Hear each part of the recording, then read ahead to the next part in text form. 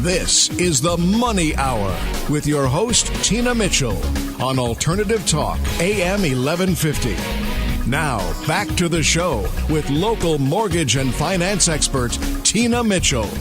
Welcome back to the Money Hour with your host and mortgage expert, Tina Mitchell, right here on 1150 AM KKNW, the Saturday, October 4th show. My goal is to keep you up to date on the latest news and trends in our local economy. Keep me tuned in, and I promise I will keep you informed. And if you're hearing my show at a different time or day, you're listening to a rebroadcast, to talk with myself or any of the guests that I have in studio today, please pick up the phone, give my show a call at 1-855-400-1150. Again, that's 1-855-400-1150, or online at themoneyhour.com. And if you've missed any of the beginning of the show or any of this hour, you can always go online to themoneyhour.com and listen back to previous segments that I have. And a couple of the guests I have in studio, just type their name in the search engine. You'll get all of the podcasts that I've had with them. And right now in studio, I have Russ Hokanson, CEO of Seattle King County Association of Realtors. And some of you out listening to to my show today may not know what the Seattle King County or SKCAR Association of Realtors does, and I just thought it would be really great to bring Russ in as CEO. A lot of information to share. Russ, thank you so much. First time guest in my show. I know you've been in studio before, but finally I get the privilege to have you on my show. Thank you so much, Russ. Thanks, Tina. It's a pleasure to be here.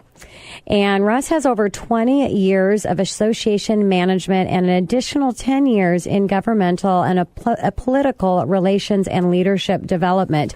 So lots of, again, wealth of information that Russ has to share. And I just want to start out, Russ, I know with the responsibility that you have in your position, you've got to be a really, really busy guy.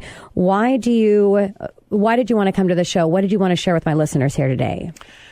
Well, again, it's a pleasure to be here, Tina. And the reason I wanted to be on your show is because I think your show and shows like it are so important in educating consumers and encouraging consumers to get into the marketplace.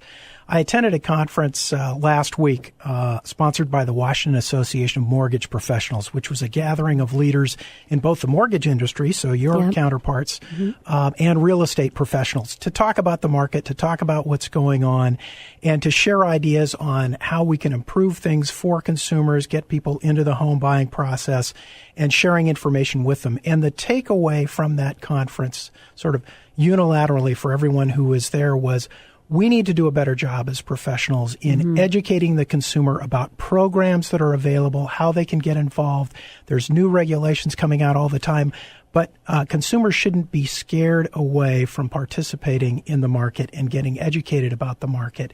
And what really drove that point home for me this week is that I read a study from the National Bureau of Economic Research, and they found that 20% of American households that had a fixed rate mortgage, and that's about 10 million households by my calculation, could have refinanced to a much more attractive interest rate.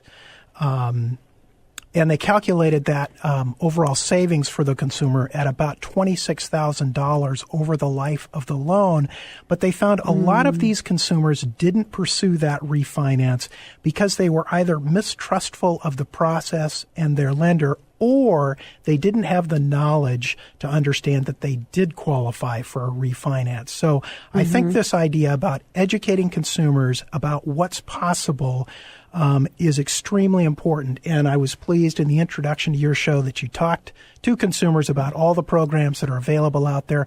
There's a wealth of programs that they can take advantage of. So I'm excited to talk about that on your show today. I so much agree with you. And I'd be interested to see what the percentage of renters that aren't homeowners. And from doing mortgages, talking to people day in and day out as my career, majority of that percentage, I would think, is probably because they don't know. Because I get clients that come in all the time and they come in thinking, you know what, I don't think I can do this, but my realtor said, I've got to talk with you. I've got to give it a try. Or a past client that that they're hearing from me and they're thinking, well, gosh, I just got to see if it might work. People don't realize that there are great programs out there, low down payments. If you've got some challenging credit, we can work through that. So that was, interesting. So, Russ, how does the Puget Sound real estate market compare with other markets around the country? Well, I think if you talk to any of the analysts or economists that pay attention to this, the Puget Sound market is probably in the top 10 markets around the country in terms of price appreciation and growth. We've seen prices in most areas of the Puget Sound recover to their pre-2007 price levels. Not all areas, but most of them have. So we're seeing, I think, a fairly good recovery in our market. Job growth is driving that demand and that recovery.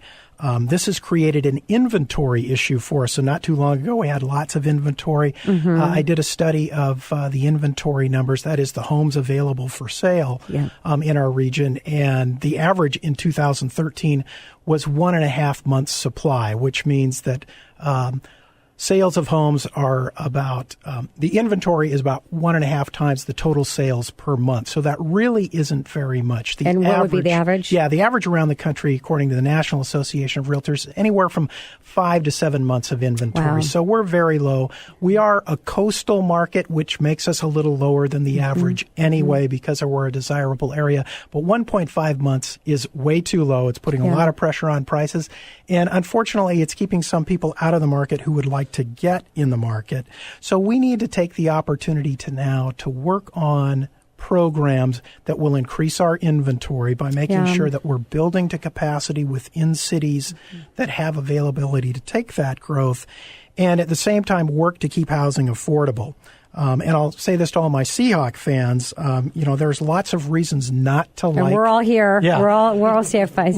Lots of reasons not to like San Francisco, even though it's a beautiful city. But one of the reasons we don't want to go the way of San Francisco is, for the first time in 2014, the median priced home in San Francisco hit $1 million. That means half of all their inventory is priced $1 million or more. So I don't want to see Seattle and the Puget Sound market to go the way of San Francisco. And if we start working on that issue now, I think we have a chance to address that and keep prices affordable for consumers. Makes total sense, Russ. So what advice do you have for younger homeowners who are finding this market difficult? That's a great question. The first advice I had for them is to consult a realtor. Do it now, even if you're not ready to buy today. They'll help educate you. They may refer you to a mortgage professional who will also educate you about the loan process. But get prepared early. Get prepared now, because you never know when the opportunity is there to get into the market. Now, how do you find a good realtor? Well, you can call me, or you can go to our website, nwrealtor.com.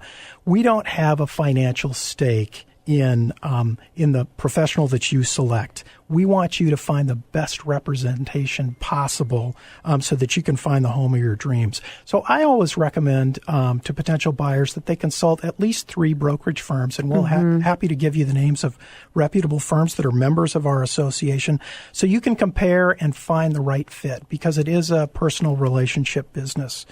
I also encourage buyers to contact friends and relatives to see if they've had a good experience with a real estate professional. The dilemma for our younger buyers is that only 36% of those households age 35 and under are homeowners. And that's sort of a generational low. And there are reasons for that. There's a change in lifestyle, and we've come through sort of a depressed market. But those people all have the potential to be homeowners. They want to be homeowners, according to the studies that we've seen. So it's important for us to educate them, give them the financial knowledge to be able to participate in the market. Yeah, and I really like the idea of calling SKCAR and finding out who's a member of the association, because your realtors that are a member of SKCAR definitely are keeping up to date on what's happening, and they're putting in the time and resources to make sure that they're continued with that education process. So it's so important. So what is the Realtor Association for my listeners that are going, what are they? That's a great question. So the Realtor Association is America's largest professional trade association. It's the National Association of Realtors is an organization of 1.1 million real estate agents and brokers around the country who are not only licensed to sell real estate, but have taken the initiative to join their professional trade association, the National Association of Realtors. Now, the Seattle-King County Association of Realtors, my organization, organization is sort of like a local chapter of the National Association of Realtors.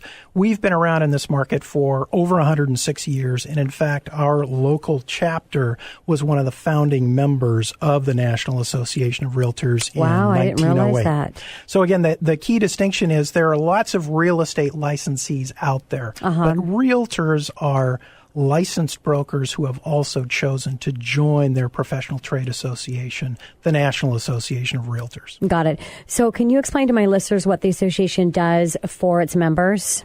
Yeah, we do three basic things. Our members want to be the best that they can be in the business of serving consumers and buying and selling homes. So the first thing we do is we provide a lot of information for our members about what's going on in the industry, trends that they should be aware of, legal updates that they should have in hand, anything related to the real estate transaction. We try and provide that information for them, and we do that at the national, state, and local level. So lots of information for our members so they're well informed and they can share that with their clients.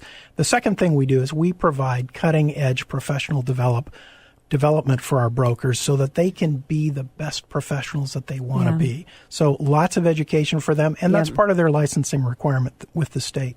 And then the third thing we do is that we represent the industry on a wide array of public policy issues that affect home buyers and affect home sellers.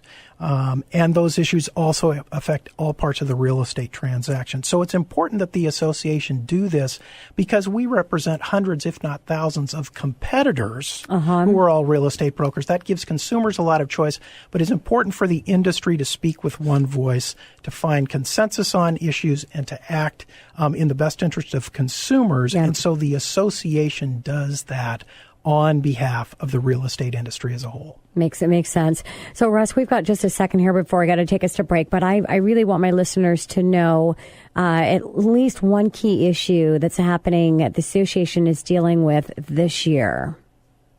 Yeah, probably the most important issue this year is an issue in Congress where we are trying to get a resolution to the dilemma of mortgage debt cancellation relief.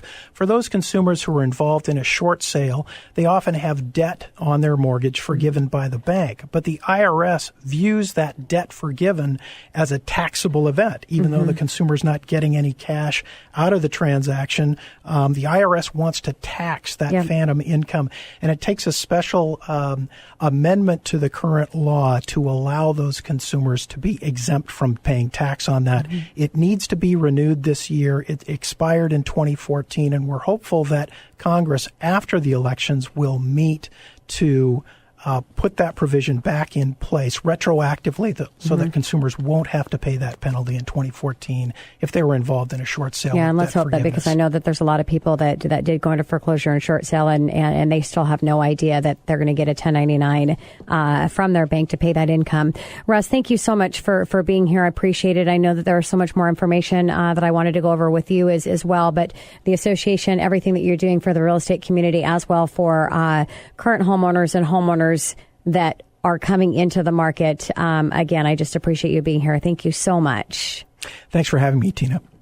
And coming up next in the Money Hour, Judy Claiborne, we're going to talk about what's happening with our transportation and a lot of great information that Judy shares, and a real popular guest that I have every time that she's in studio. And I'm just very fortunate to have her here spending her time as well right here in 1150 AM KKNW after this short break.